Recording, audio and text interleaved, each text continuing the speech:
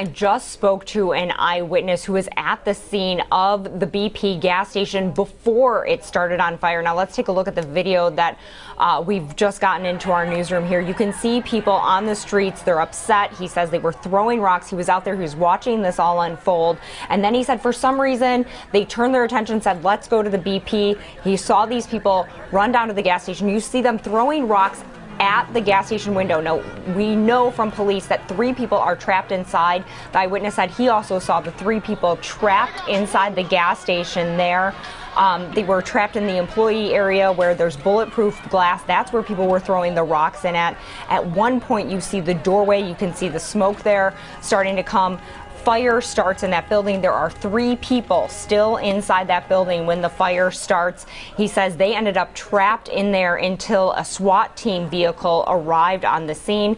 They were then able to escape. And then he said he saw one person actually turn around to try to go back into the building. He thinks maybe an owner or a manager, an employee, maybe to try to get something out of the building. You could actually see him there towards the front of the building. And he says, and then people started to turn their attention to the street. They're knocking out the windows in the bus shelter. They're dancing on top of cars.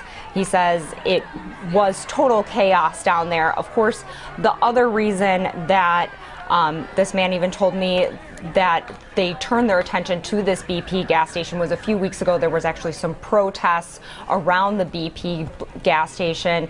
If you remember, one of the employees fired a gun into the air after a juvenile was alleged to have taken some items or messed with the gas station, and there were some protests talking about the possible discrimination against black people at that gas station, and that went on for a few weeks.